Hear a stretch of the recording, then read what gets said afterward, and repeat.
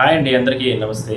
ముఖ్యంగా పెన్షన్దారులకు, అదేవిధంగా దివ్యాంగులకు సంబంధించి ఏపీలో తీసుకుంటున్నటువంటి సంక్షేమ పథకాలకు సంబంధించినటువంటి లబ్ధిదారులకు సంబంధించి ఎందుకంటే ఇప్పటి వరకు కూడా చాలా అంశాలు అంటే సూపర్ సిక్స్లో భాగంగా ఎన్నో రకాల ప్రభుత్వ కార్యక్రమాలని అంటే సంక్షేమ పథకాలని ఏపీ ప్రభుత్వం అమలు చేస్తుంది. ఇది చాలా సందర్భాల్లో ముఖ్యమంత్రి కూడా కొన్ని వేదికలపైన చెప్పడం జరిగింది. అసలుకే లోటు బడ్జెట్, ఎన్నో రకాల సమస్యలు, ఎన్నో రకాల ఇబ్బందులు. ఒకవైపు అమరావతికి సంబంధించి పునర్నిర్మాణం జరుగుతుంది. దానికి ఈ మధ్యకాలంలోనే మనం చూసాం, చట్టబద్ధతను కల్పించే విధంగా కూడా అసెంబ్లీలో ఒక తీర్మానం చేయడం జరిగింది. అదేవిధంగానే అతి త్వరలోనే పార్లమెంట్లో కూడా దానికి సంబంధించి బిల్లు అంటే చట్టం అయితే దాని తర్వాత అమరావతికి సంబంధించి గతంలో ఉన్నటువంటి చిక్కులన్నీ కూడా ఉండే అవకాశం భవిష్యత్తులో ఉండదు. సో వీటన్నిటిని కూడా ఆయన మాట్లాడుతూ నిన్న తిరుపతి పర్యటనలో ఆయన కొన్ని ఆసక్తికరమైనటువంటి వ్యాఖ్యలు చేయడం జరిగింది. అంటే చాలా అంశాలు అంటే గత ఈ రెండు సంవత్సరంలో ప్రభుత్వం ఏర్పాటైన తర్వాత ప్రభుత్వాన్ని చక్కబెట్టుకోవడానికే చాలా రకాల వ్యవస్థలను గాడిలో పెట్టడానికి ఎన్నో రకాల ఇబ్బందులు వచ్చాయి.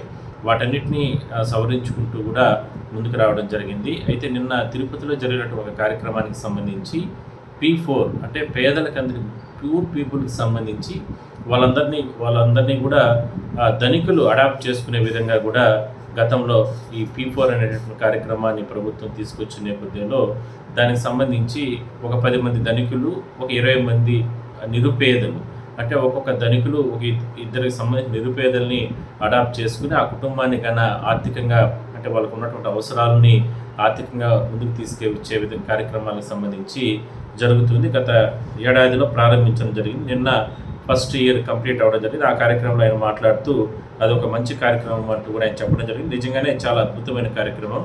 ఎందుకంటే ప్రభుత్వం ఎన్ని సంక్షేమ పథకాలు ఇచ్చినా, ఎన్ని కార్యక్రమాలు చేసినా ఆర్థికంగా అంటే అది తాత్కాలికంగా ఆ నెలకు వరకే ఉంటుంది. బట్ ఏంటంటే ఆర్థికంగా ఆ కుటుంబం ముందుకెళ్ళాలంటే అలాంటి మార్గదర్శి ఇలాంటి ధనికులు ముందుకు వచ్చి ఆ నిరుపేదలను ఆదుకోవాల్సిన అవసరం ఉంటుందనేది ప్రధానంగా అందులో ఉద్దేశం. దానికి సంబంధించి చాలా మంచి కార్యక్రమం జరిగింది. ఆ సందర్భంగా ముఖ్యమంత్రి ఒక వ్యాఖ్యలు చేయడం జరిగింది.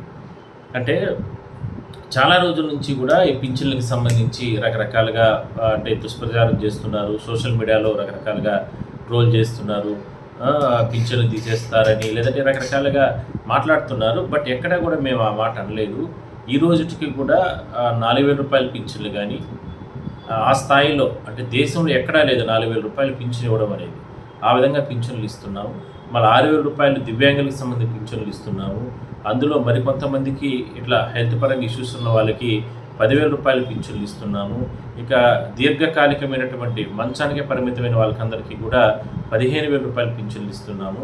దాదాపుగా ఒక సంవత్సరానికి 33,000 కోట్ల రూపాయలకు సంబంధించి నగదు బదిలీ ఇలాంటి పేదలకందరికీ కూడా రాష్ట్రంలో నగదు బదిలీ చేస్తున్నాము. అంటే దాదాపుగా ఎంతమంది 63 లక్షల మందికి పైగా కూడా పెన్షన్లు వివిధ వర్ణాలకు సంబంధించిన పెన్షన్లందరికీ కూడా పెన్షన్లు ఇస్తున్నాము.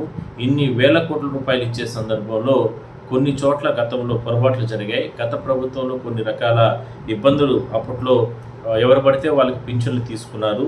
వాటన్నిటిని కూడా మేము సరిచేసే ప్రయత్నం చేస్తున్నాం. అక్కడ ప్రభుత్వాన్ని విమర్శించడం కరెక్ట్ కాదనేది ఆయన అభిప్రాయం వ్యక్తం చేయడం జరిగింది. ఆ వేదిక పైన చాలా ఆయన ఒక బాధపడుతూ అంటే ఇంత వ్యవస్థని నడుపుతున్న సందర్భంలో ఇన్ని వేల కోట్ల రూపాయలు ప్రజలకు ఇస్తున్న సందర్భంలో ఇలాంటి విమర్శలు కూడా అనేది ఆయన బాధ అనిపించి ఆ రకంగా ఆయన అక్కడ ఇంత సంక్షేమ పథకాలకు సంబంధించి సూపర్ సిక్స్కి సంబంధించి ఆయన మాట్లాడడం జరిగింది. ఇది కాకుండా అంటే పింఛన్కి సంబంధించే కాకుండా సూపర్ సిక్స్లో భాగంగా తల్లికి వందనం కానీ, స్త్రీశక్తి కానీ, తల్లికి వందనం ప్రతి సంవత్సరం కూడా పిల్లలకి సంబంధించి చదువుకునే పిల్లలకి ఎంతమంది ఉంటే అంతమందికి డబ్బులు వేయడం కానీ, స్త్రీశక్తి ఉచిత బస్సు అసలు సాధ్యమే కాదు, ఏపీ లోటు బడ్జెట్లో ఉంది, ఎట్లా ఇస్తారు, ఎట్లా జరుగుతుంది, ఇదంతా ఆచరణే కాదు అని చెప్పి గతంలో చెప్పారు.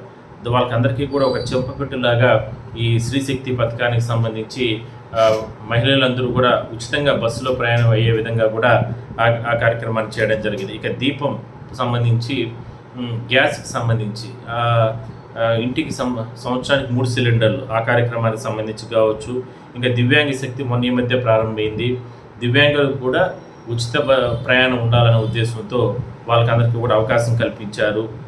ఇక మత్స్యకారుల సేవకు సంబంధించి వాళ్ళు ఎన్నో రకాల ఇబ్బందులు పడుతుంటారు, వాళ్ళకి సంబంధించి కూడా ఇట్లా ఆటో డ్రైవర్ల సేవా కార్యక్రమాలు కానీ, ఇట్లా అన్నదాత సుఖీభవ, అన్నదాత రైతులకు సంబంధించి ఇట్లా ఎన్నో అంశాలని ఆయన అక్కడ ఆయనకున్న టైంలో వ్యక్తపరిచే ప్రయత్నం చేశారు. నిజంగా హ్యాట్స్ ఆఫ్ ఈ విషయంలో. ఎందుకంటే అసలుకి ధనికంగా ఉన్నటువంటి రాష్ట్రాలు, ఇటు సైడ్ చూస్తే తమిళనాడు, అటు సైడ్ చూస్తే తెలంగాణ, ఇటు సైడ్ ఇంకొక సైడ్ చూస్తే కర్ణాటక, ఇలాంటి రాష్ట్రాల్లో మౌలిక వసతులు కానీ డెవలప్మెంట్ కానీ ఆల్రెడీ ఎస్టాబ్లిష్ అయినటువంటి వ్యవస్థలన్నీ ఉన్నాయి. అంటే పారిశ్రామికంగా కానీ ఆర్థికంగా కానీ అన్ని రంగాల్లోనూ వాళ్ళు ముందున్నారు. వాళ్ళతో పోటీ పడే విధంగా ఇవాళ మనకు ఏపీలో అభివృద్ధి జరుగుతుందనేది చాలా స్పష్టం. ఒకవైపు అభివృద్ధి, మరోవైపు సంక్షేమ పథకాలు, ఇవన్నీ కూడా ఒక బ్యాలెన్స్ చేసుకుంటూ ఈ కార్యక్రమాలన్నీ తీసుకెళ్తున్నారు. దీనికి అందరికీ కూడా ప్రభుత్వానికి ఈ 5 కోట్ల మంది ఆశీస్సులు ఉండాలి అనేటటువంటి ఆలోచన ఆయన ఆ వేదిక ద్వారా కూడా చెప్పడం జరిగింది. ఎన్ని కష్టాలున్నా, ఎన్ని సమస్యలున్నా కొంతమంది సహకారంతో, ప్రభుత్వ పెద్దలు ఇట్లా అందరూ అధికారుల సహకారంతో ఇన్ని మంచి కార్యక్రమాలు మేము చేస్తున్నాం, భవిష్యత్తులో కూడా కొనసాగిస్తాం. 2047 విజన్ లక్ష్యంగా మనం ముందుకెళ్తున్నాం. కాబట్టి ప్రజలందరూ కూడా గమనించాల్సిన అవసరం ఉందంటూ కూడా ఆయన ఈ రకంగా మాట్లాడడం జరిగింది. సో మనము గతంలో ఎన్నో సందర్భాలు నేను మీకు చెప్పడం జరిగింది. ముఖ్యంగా దివ్యాంగులకు సంబంధించి కావచ్చు, పెన్షన్దారులకు సంబంధించి, అదేవిధంగా సంక్షేమ పథకాలు తీసుకుంటున్నటువంటి వివిధ పథకాలకు సంబంధించిన అర్హులైన వారికి అందరికీ కూడా సంక్షేమ పథకాలు ఏపీలో జరుగుతున్నటువంటి పథకాలు ఎక్కడా కూడా జరగలేదు, అది వాస్తవం. అందులో ఇప్పటి వరకు కూడా ఎక్కడ కూడా ఇబ్బందులు అయితే రాలేదు. అది టెక్నికల్గా కొన్ని సమస్యలు మాత్రమే గతంలో రావడం జరిగింది, అంతే తప్ప భవిష్యత్తులో మరికొన్ని ఇంకా కూడా ముందుకు తీసుకెళ్లే అవకాశం అయితే ఉంటుంది. దానికి సంబంధించి కూడా నేను సీఎం గారు ఏం మాట్లాడారో దానికి సంబంధించి కూడా నేను మీకు వీడియో అందులో పోస్ట్ చేస్తాను. ఇదే వీడియోలో ఒకసారి మీరు చూడొచ్చు.